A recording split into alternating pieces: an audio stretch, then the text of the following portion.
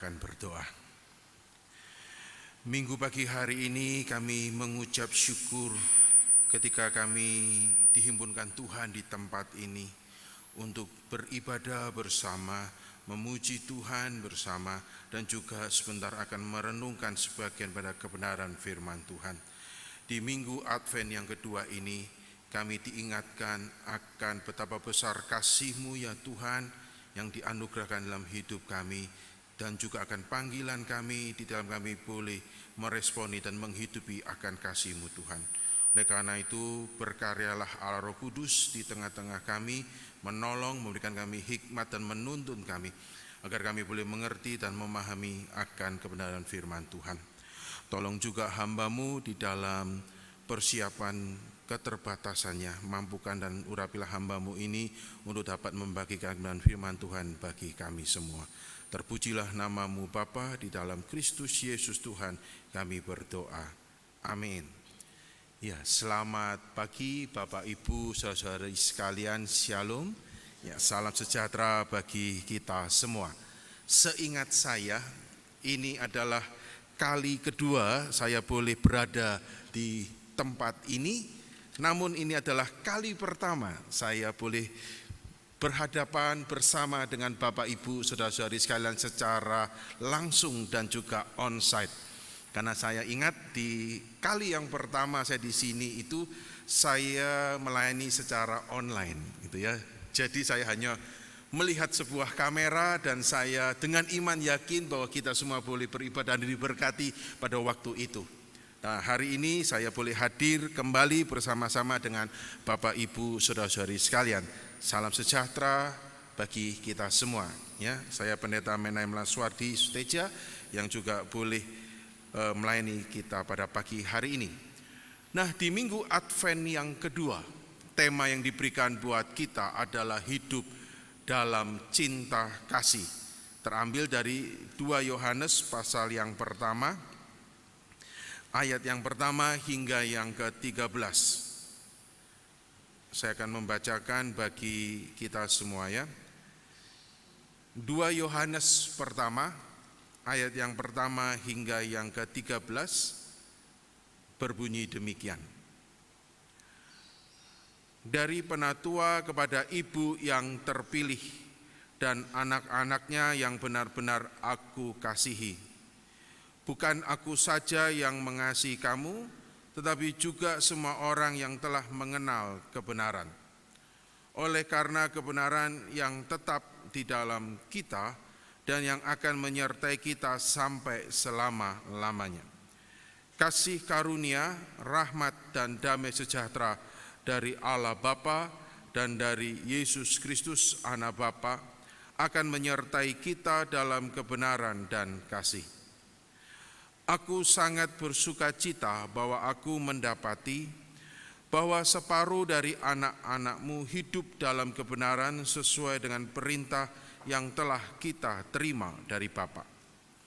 Dan sekarang aku minta kepadamu, Ibu, bukan seolah-olah aku menuliskan perintah baru bagimu, tetapi menurut perintah yang sudah ada pada kita dari mulanya, supaya kita saling mengasihi.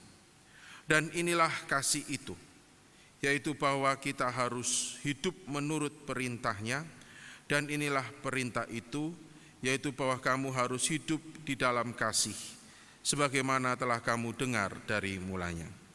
Sebab banyak penyesat telah muncul dan pergi ke seluruh dunia yang tidak mengaku bahwa Yesus Kristus telah datang sebagai manusia.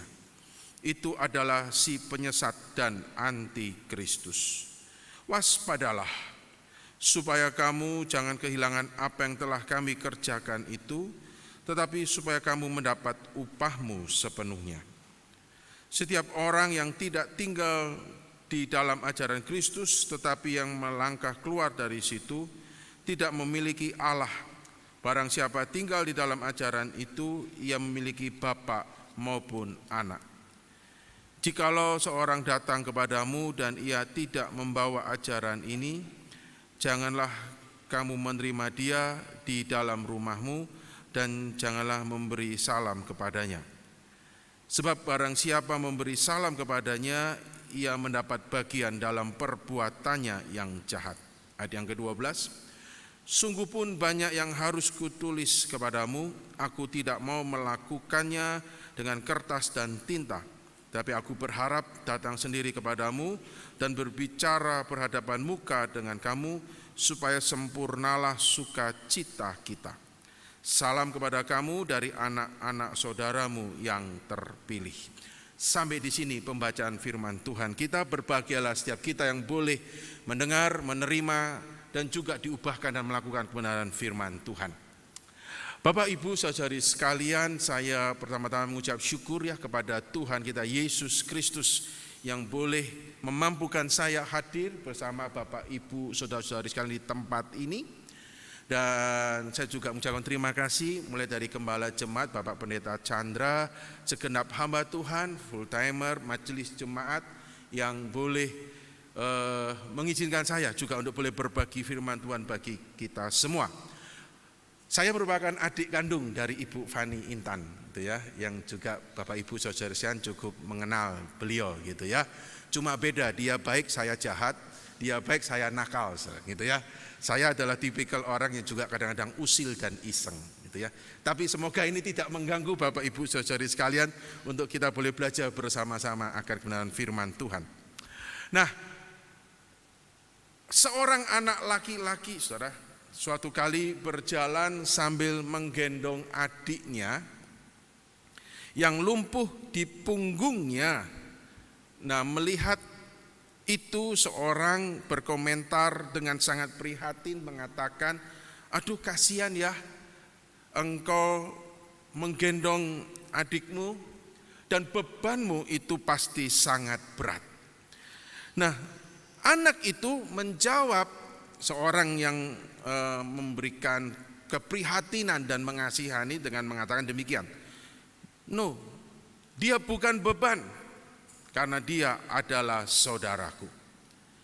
Inilah sebuah ilustrasi di balik sebuah lirik lagu pop di tahun 70-an. Mungkin bisa dibantu next. Ya. Karangan dari Bobby Scott dan Bob Russell, gitu ya.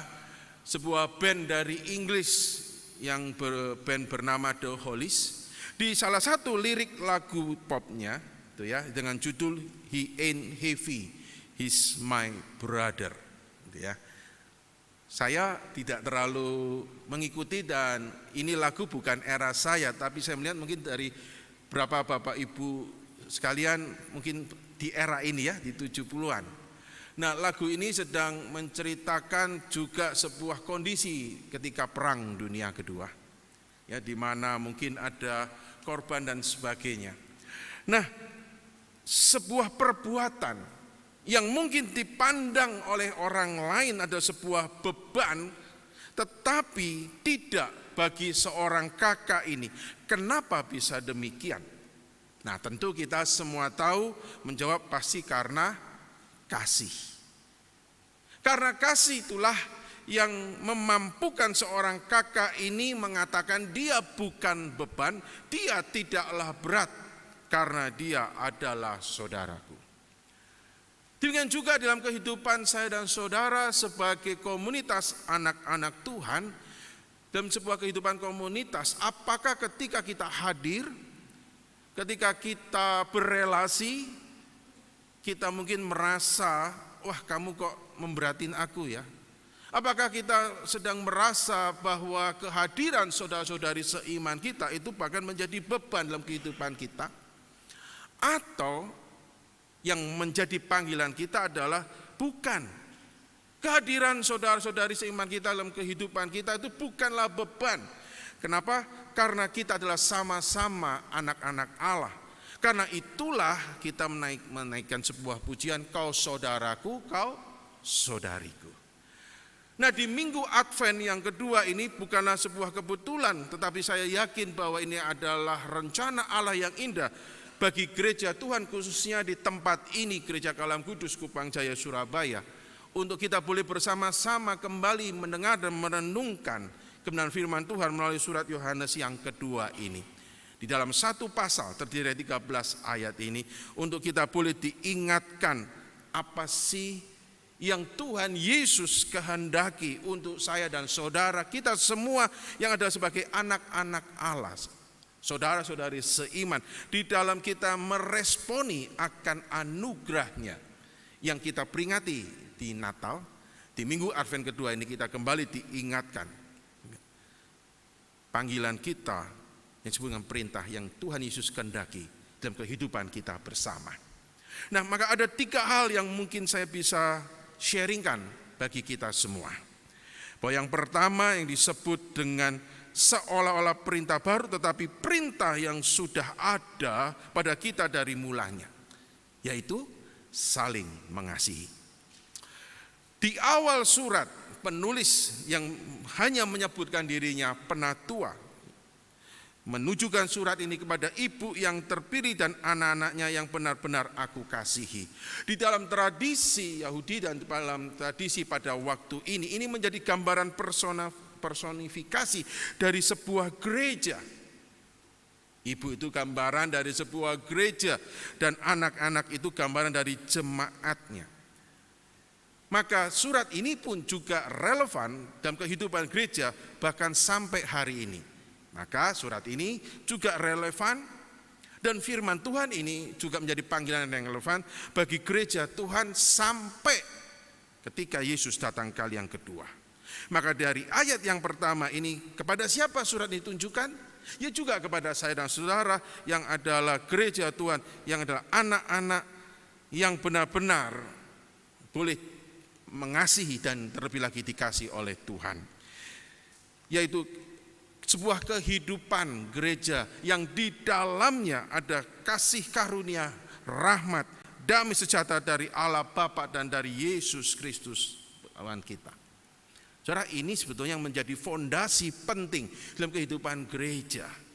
Kehidupan gereja itu bukan bicara seberapa megah gedungnya, meskipun kita memang ketika kita beribadah, kita memerlukan sebuah gedung untuk kita bisa beribadah, karena kalau tidak ya nanti kita bisa kehujanan dan kepanasan. Tetapi itu bukan menjadi yang terutama. Dalam artian ketika kita beribadah dan ketika gedung itu tidak ada, bukan berarti lalu kita tidak bisa beribadah. Gereja itu juga bukan bicara seberapa canggih sound systemnya, meskipun sound system itu juga dibutuhkan. Hari ini ketika saya hadir dengan Bapak Ibu saudari sekalian, ada sebuah perangkat peralatan sound system untuk membantu saya supaya saya tidak menggas-menggos, bahasa Surabayanya, tidak teriak-teriak gitu ya. Meskipun kadang-kadang saya juga perlu untuk teriak untuk berikan penekanan. Tapi ketika sound system itu tidak ada, ketika electricity itu tidak ada, bukan berarti lalu kita tidak bisa beribadah, bukan berarti ayat ini tidak berlaku. Beberapa minggu yang lalu di dalam ibadah, karena hujan yang sangat lebat mengakibatkan salah satu trafo di tempat saya itu mati. Alhasil apa? Alhasil secara mendadak listriknya mati pas tepat di jam ibadah. Gitu ya. Semua agak bingung, rekan-rekan hamba-hamba Tuhan bingung. Kenapa? Karena tempat gereja saya beribadah itu ada genset. Tapi gensetnya ada genset yang kita punyai sebelum Indonesia merdeka. Jadi kalau genset itu dinyalakan, penuh dengan bukan doa dan puasa, tapi doa dan tenaga, karena harus diputar gitu kan. Dan di tempat saya melayani itu hanya ada 2 orang yang bisa menyalakan itu gitu kan. Bukan berarti meragukan kuasa Tuhan gitu ya. Saya minta tolong untuk menyalakan, tapi itu genset sebelum Indonesia merdeka. Beberapa jemaat Tuhan itu mengatakan kepada saya begini, Pak, kenapa tidak dijual saja? Saya bilang tunggu 20 tahun lagi. Kenapa? Karena nanti kalau 20 tahun lagi ini barang bisa seharga mobil mewah saudara, karena masuk barang antik gitu ya. Jadi tidak apa-apa lah. Yang penting apa? Saya katakan jemaat Tuhan berkumpul meskipun tidak ada electricity, tidak ada listrik, ya sudah kita jalan dengan tanpa apa adanya. Kenapa? Karena gereja Tuhan bukan bicara kecanggihan sound system.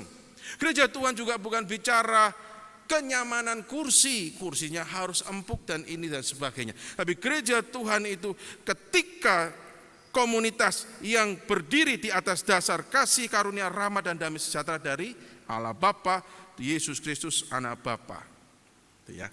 Itulah kenapa jemaat Tuhan, saya suka sekali ketika gereja itu sebuah simbol di belakang saya ini terpampang dengan jelas dan tidak tergantung dari listrik. Ya toh? Kayu kan? Jadi kalau listrik mati, kita tetap tahu ini adalah gereja. Kenapa? Karena simbol senter utamanya adalah salib yang menjadi simbol Yesus dan karyanya.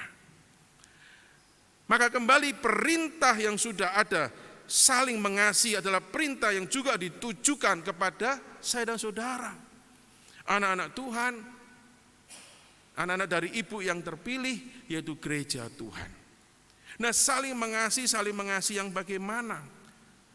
Saling mengasihi yang Tuhan Yesus telah perintahkan. Karena itulah penulis mengatakan, bukan seolah-olah aku menuliskan perintah yang baru bagimu, tetapi menurut perintah yang sudah ada pada kita dari mulanya. Jadi perintah yang Tuhan Yesus telah nyatakan. Penulis ini menggemakan kembali Bapak Ibu saudara-saudari sekalian dari Yohanes pasal 13 ayat 34 sampai 35. Nah, jemaat Tuhan nanti bisa membacanya di rumah, di mana Tuhan Yesus mengatakan, inilah perintah baru yang aku berikan untuk supaya kita saling mengasihi. Saling mengasihi yang seperti apa? Di ayat yang ke-6, dan inilah kasih itu, yaitu bahwa kita harus hidup menurut perintahnya, dan perintah itu yaitu bahwa kamu harus hidup di dalam kasih. Kasih yang sesuai dengan si pemberi perintah kasih itu, yaitu Tuhan Yesus Kristus. Kasih seperti apa? Kasih seperti Yesus yang sudah mengasihi saya dan saudara, yaitu kasih agape. Meskipun kita tidak akan pernah bisa sempurna seperti Yesus yang telah mengasihi saya dan saudara, tapi itu yang menjadi acuan kasih. Acuan kasih itu acuan kasih yang seperti apa? Kasih yang apa adanya. Bukan kasih yang ada apanya. Kalau dunia itu sudah mengajarkan kita kasih yang ada apanya. Buktinya apa, Pak? Ketika kita pergi ke pusat perbelanjaan, bukankah saudara sering ditawarkan sebuah hal yang kelihatannya tindakan kasih, yaitu memberikan, tetapi ketika kita pegang selalu dikatakan ada S dan K, syarat dan ketentuan berlaku. Saudara, suatu kali saya itu pergi ke pusat perbelanjaan yang ada di Surabaya Barat. Nah, kita semua tahu itu. Sebetulnya saya tahu, tapi kembali lagi seperti yang saya katakan, saya ini tipenya usil dan iseng. Seorang sales itu dengan semangat mendekatin saya dan mengatakan, Pak, mau koper gratis. Ayo saudara, kalau dikatakan gitu siapa yang tidak mau? Saya bilang oke, mau. Saya langsung ambil kopernya, saya langsung jalan. Sales itu menahan, tidak dilepas kopernya. Tunggu sebentar Pak, tunggu. Saya jelaskan dulu. Katanya gratis. Oh ya Pak, nanti koper ini bisa menjadi milik Anda. Tetapi ini dan itu dan itu. Wah saudara, karena saya itu orangnya agak nakal, tak saut kopernya, saya tinggal aja jalan. Jadi agak sedikit ada adegan drama, tarik-tarikan koper. Kan? Istri saya nyenggol saya, gitu kan, kamu itu ada-ada aja. Kenapa? Sudah tahu saudara. Karena itulah kasih yang dunia sedang berikan. Kasih karena ada apanya. Seseorang mengasihi karena kamu punya sesuatu yang aku suka, yang aku inginkan. Gitu kan? Karena itulah di dalam kehidupan romansa seringkali kita sering mendengar, jika ada uang abangku sayang. Kalau uangnya habis, abangku tendang. Saudara lo yang ngomong, bukan saya lo. Tapi itulah dunia. Dunia itu mengasihi karena memang ada sesuatu. Maka aku mengasihi. Tapi jika sesuatu itu sudah tidak ada lagi atau sudah habis, ya sudahlah, lupakan, ya sudah, kita tidak perlu mengasihi. Itu bukan kasih yang dikehendaki oleh Tuhan Yesus untuk dihidupi di dalam komunitas anak-anak Tuhan. Tapi kasih seperti yang Tuhan Yesus ajarkan dan terlebih lagi yang Tuhan Yesus tunjukkan, yaitu kasih yang apa adanya. Itu yang disebut dengan kita harus hidup menurut perintahnya, dan inilah perintah itu. untuk kita hidup di dalam kasih sebagaimana telah kamu dengar dari mulanya. Saudara, di minggu Advent yang kedua ini kita kembali diingatkan juga akan tujuan dan makna Tuhan Yesus datang ke dalam dunia. Maka poin yang pertama itu kita mari dipanggil dengan mengasihi satu dengan yang lain, bukan dengan kasih yang dunia berikan, yang dunia ajarkan dan dunia tawarkan, tetapi mari kita belajar untuk mengasihi satu dengan yang lain dengan kasih yang Tuhan Yesus telah berikan pada kita. Dan ini adalah sebagai bentuk respon kita ketika kita boleh menerima dan menghidupi akan kasih Yesus itu. Karena Yesus mengasihi saya dan saudara di tengah-tengah kita itu tidak layak untuk dikasihi. Yesus mengasihi saya dan saudara itu di tengah-tengah kita itu adalah manusia yang berdosa, yang harusnya mendapat murka Allah, yang harusnya upahnya adalah maut. Tapi kita mengalami, mendapati, menerima kasih Yesus itu. Itulah kasih yang apa adanya. Maka kita dipanggil juga untuk saling mengasihi satu dengan yang lain, bukan karena milih, saudara. Seringkali kadang-kadang kan kita mengasihi karena apa? Wah, karena kita satu level ya, gitu ya. Wah, kenapa satu level? Beberapa itu mengatakan, iya kita ini komunitas yang saling mengasihi karena kita semua itu satu hati gitu, satu level, yaitu sama-sama memakai tas dengan brand tertentu. Saudara, itu bukan standar kasih yang Tuhan Yesus kehendaki. Oh, kita mengasihi karena kita ini punya tas yang mereknya sama. Yang seringkali yang dimaksud itu bukan tas yang warnanya biru atau merah yang dikeluarkan oleh sebuah minimarket yang selalu bersebelahan kalau buka. Tentu kan maksud saya tahu. Tas yang brandednya kadang-kadang saya kerja ngomongnya agak susah begitu. Wah, kita mengasihi ya karena apa? Karena kita semua sama-sama satu level. Kalau yang levelnya lebih rendah, waduh sorry ya, bukan bagian saya. Gereja Tuhan itu tidak dikumpulkan, tidak dihimpun oleh karena jemaatnya itu punya sebuah produk mobil yang sama. Bukan. Sebuah gereja, sebuah anak-anak yang terpilih, anak dari ibu yang terpilih itu tidak berkumpul karena dia itu berangkat dari salah satu suku yang sama. Bukan bicara karena dia punya kendaraan mewah yang sama, bukan. Karena siapapun Anda dan saya, seberapapun kaya atau miskinnya Anda dan saya, seberapa gantengnya Anda dan saya tidak bilang jelek karena kita adalah gambar dan rupa Allah, seberapa cantiknya Anda dan saya, kita semua bisa ada di gedung ini yang namanya gereja. Kenapa? Karena kasih yang Allah berikan di dalam Yesus. Atas dasar itulah kita saling mengasihi. Maka ketika kita pergi ke gereja, pernah suatu kali saya ke gereja di kota besar yang dulunya adalah ibu kota negara kita, yang sekarang sudah tidak lagi, yaitu Jakarta. Itu saya pernah melihat, karena saya waktu itu hanya datang sebagai jemaat, berpakaian memang. Kalau saya pergi, kadang-kadang saya pergi pakaian yang juga easy going. Ketika kami datang, saya tidak mendapat sebuah salam yang hangat. Namun bagi saya, it does not matter, itu tidak menjadi masalah. Tapi saya melihat ketika ada beberapa orang yang datang dengan pakaian yang kalau pakai bahasa anak saya berkata bling-bling, dengan sepatu yang bling-bling, langsung disambut. Saya cukup prihatin dengan kondisi itu. Itu bukanlah saling mengasihi yang diperintahkan oleh Tuhan Yesus pada saya dan saudara. Kita saling mengasihi tidak kita pandang siapakah dia, tempelan yang menempel di tubuhnya, enggak. Tapi kita mengasihi karena kita memandang Yesus yang sudah mengasihi saya dan saudara. Sebuah lagu yang bisa dikatakan lagu sekolah minggu yang sudah lama, yang mengingatkan kita, yang mengatakan, ku tak pandang kau dari gereja mana, dari suku mana, tapi selama Yesus itu mengasihi kita, maka kau saudaraku, kau saudariku. Inilah poin yang pertama. Mari kita belajar mengasihi satu dengan yang lain dengan kasih Yesus. Tapi kita juga diingatkan bahwa kasih Yesus adalah sebuah kasih yang merubah, bukan kasih yang membiarkan. Kasih yang ingin membawa orang ke dalam kebenaran, bukan kasih yang memanjakan atau membiarkan.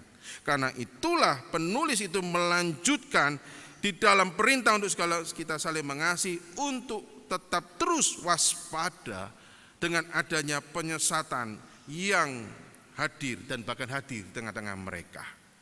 Maka kewaspadaan itu betul diperlukan, saudara, di dalam kehidupan anak-anak Tuhan. Betul saya dan saudara dipanggil untuk saling mengasihi, kasih yang apa adanya. Tapi bukan berarti lalu kita membiarkan, memanjakan. Udahlah, enggak apa-apalah. Udahlah, daripada aku nanti ribut. Ketika kita tahu saudara seiman kita, saudari kita sedang ada di dalam bahaya penyesatan. Kasih adalah kasih di dalam kebenaran, gitu kan? Bukan bicara kompromi.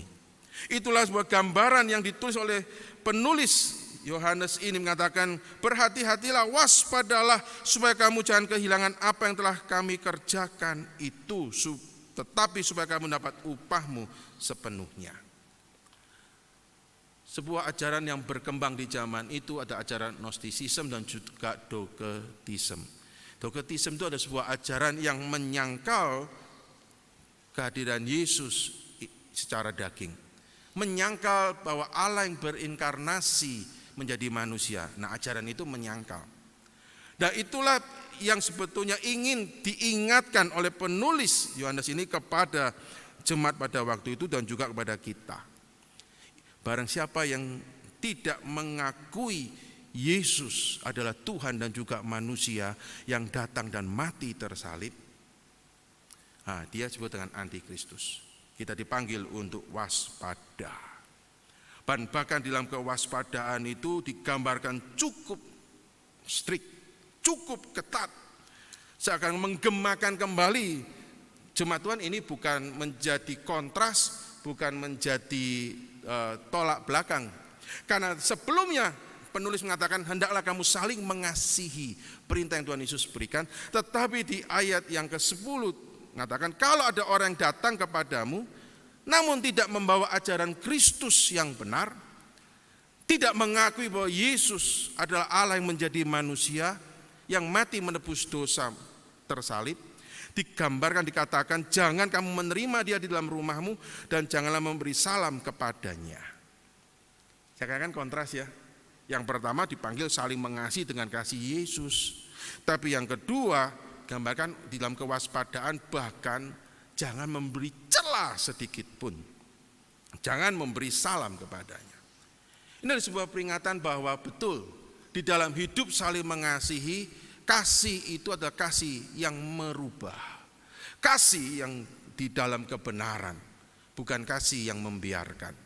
Bukan kasih yang pokoknya kamu senanglah, enggak apa-apalah. Ya udahlah, yang penting pokoknya tidak ada keributan. Bukan. Gambaran ini juga mengingatkan kita pentingnya untuk juga di dalam kehidupan gereja, di dalam kita saling mengasihi, kita juga harus saling menjaga kemurnian akan ajaran Injil. Perlu saudara kewaspadaan itu. Terlebih di hari-hari ini. Seringkali hari-hari ini banyak yang mengatakan dengan bahasa yang jauh lebih menarik, jauh lebih menyenangkan. Di zaman penulis surat Yohanes ini, kegiatan penyesat itu begitu giat kan, begitu rajin saudara. Maka itulah kewaspadaan itu sangat diberikan levelnya begitu tinggi, digambarkan jangan kamu menerima dia di dalam rumah, jangan kamu memberi salam. Jadi sejak dari dulu, sekarang, dan bahkan nanti sampai kedatangan Yesus kali kedua, pekerjaan si jahat itu memang giat, sangat giat sekali, dan cara-caranya adalah cara-cara yang menyenangkan. Umpama begini, seorang pria atau siapapun kita berjalan di tengah malam melewatin sebuah kuburan yang sudah terkenal angker, umpama Bapak Ibu. Lalu tiba-tiba ada sebuah teriakan, ketawa yang sangat khas keluar dari dalam kuburan itu. Apa yang kita lakukan? Saya yakin kita semua akan menjerit, "Ya Tuhan, tolonglah kami." Betul? Lalu tiba-tiba keluar ini putih-putih yang tidak menempel di tanah, agak terbang-terbang begitu. Kita semua langsung menjeritkan, "Yesus, tolong saya," gitu kan. Tapi beda loh, kalau saudara tengah malam saudara yang datang itu rambutnya panjang, cantik, kakinya nempel tanah, pakai hak yang tinggi, lalu dengan senyum, "Selamat malam." Saudara masih teriak, "Yesus, tolonglah kami." Atau jangan-jangan saudara berkata gini, "Haleluya, puji Tuhan, Tuhan tahu apa yang aku perlukan." Gitu kan? Yang ingin saya katakan apa, Bapak Ibu Saudara sekalian, bahwa si penyesat itu tidak datang dalam bentuk yang menyeramkan. Kalau kita misalnya bentuk menyeramkan datang itu tuh dalam bentuk sosok hijau yang besar, yang dikenal oleh orang Jawa mengatakan buto hijau. Wah, tentu kita akan berteriak memanggil nama Tuhan umumnya. Tapi kalau si penyesat, si jahat itu datang dalam bentuk karisma yang baik, bentuk yang menyenangkan, sangat meyakinkan kata-katanya, jangan-jangan kita mudah terlena. Maka kewaspadaan itu sangat diperlukan. Hari ini penyesat itu juga masih hidup dan sangat giat, saudara. Dia sedang mengenalkan kepada kita Yesus, bukan bicara Yesus yang tersalib. Dia sedang mengenalkan kepada kita sebuah ibadah gereja. Udahlah, not talk about the crucified Jesus. Itu kuno. Udahlah, kita tidak perlu lagi bicara tentang Yesus yang tersalib, kuno. Kalau Natal jangan bicara itu, kan bicara nanti Jumat Agung. Kalau Natal bicaranya apa? Wah, sukacita, euforia gitu ya. Atau wah, yuk kita senang-senang, happy-happy. Wah, kita nari-nari kah bagaimana? Tidak lagi ditekankan akan apa sih makna Natal. Ini kan? Hari ini saudara yang sangat menyenangkan itu apa? Kalau Natal itu bicara apa kata influencer, bukan apa kata firman Tuhan. What is Christmas?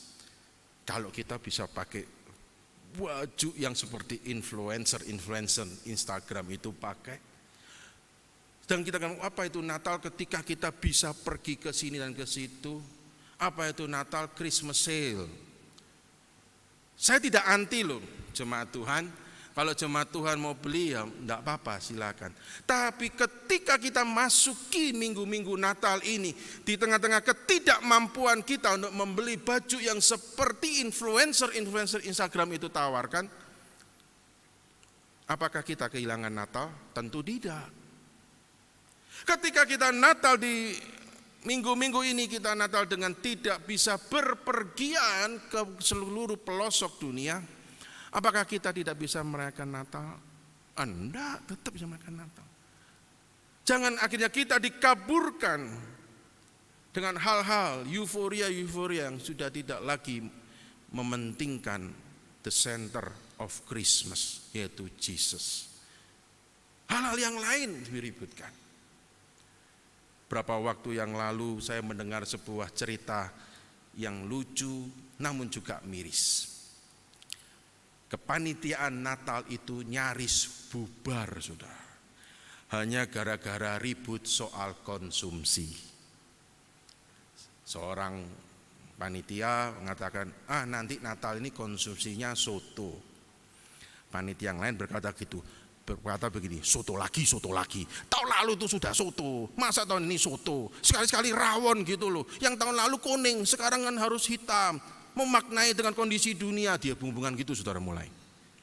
Mengatakan, loh tahun lalu kan sotonya soto daging, sekarang kita soto ayam. Alah, bau ayam kayak mau daging kayak, ya tetap soto. Wah, ribut gara-gara soto.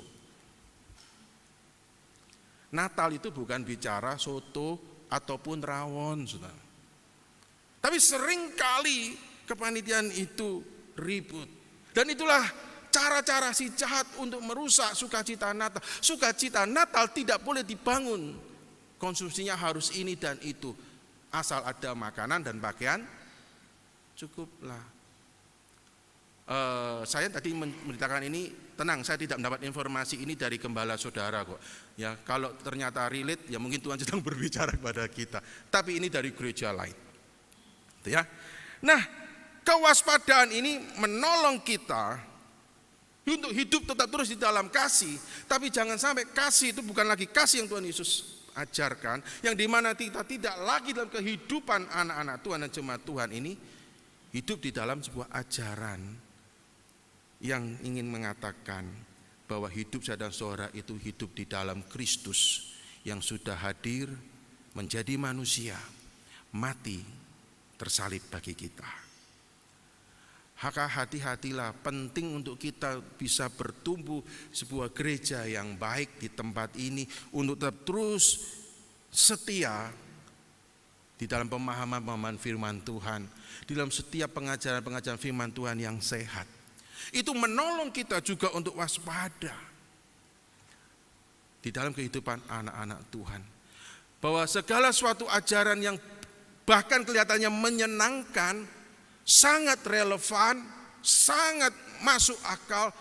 Anak muda bilang beliau sangat relate sekali dengan kehidupanku. Tapi ketika kita mulai dibawa melenceng perlahan namun pasti untuk tidak lagi mengingat akan Kristus dan karyanya di atas Kalvari, tapi hanya sedang mempropaganda Kristus untuk sukacita yang kita mau, yang disebut apa itu the joy of Christmas. Next.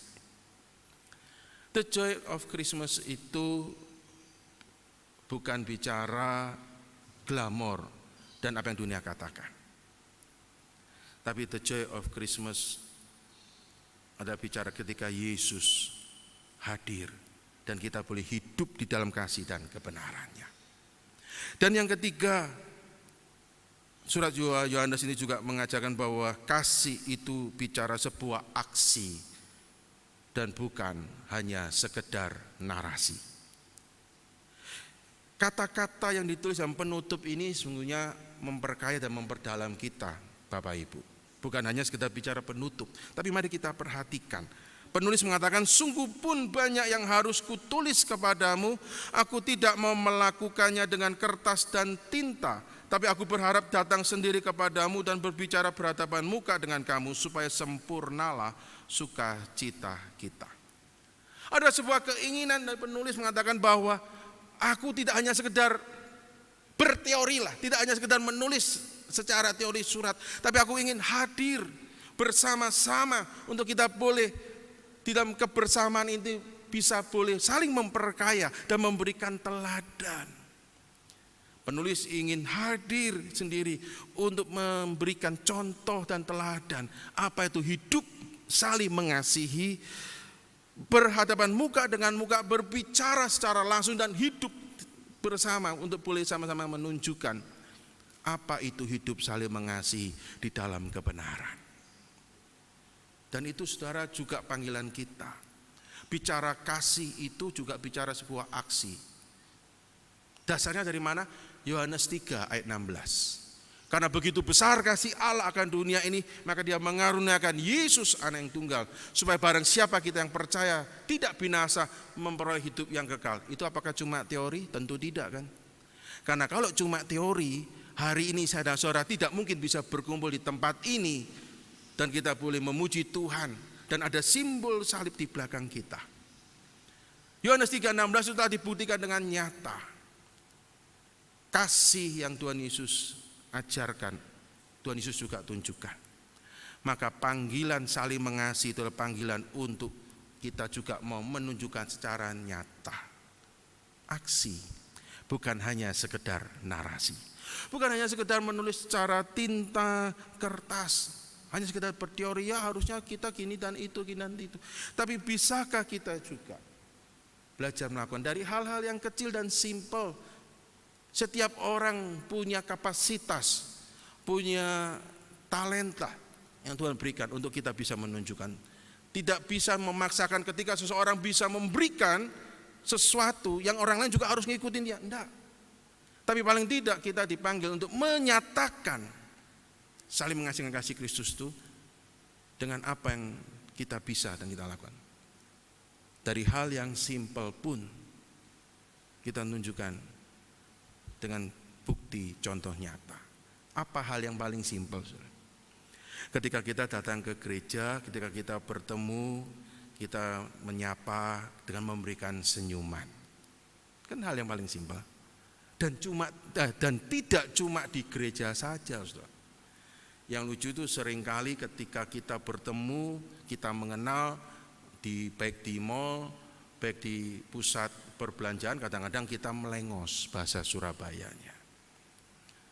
Suatu kali, Saudara, saya mengendarai kendaraan, ini sebuah pelajaran yang bukan untuk ditiru ya, tapi ini sebuah pelajaran yang untuk diwaspadai. Suatu kali saya mengendarai kendaraan karena mungkin agak telat, saya langsung berpikir saya adalah pengendara F1.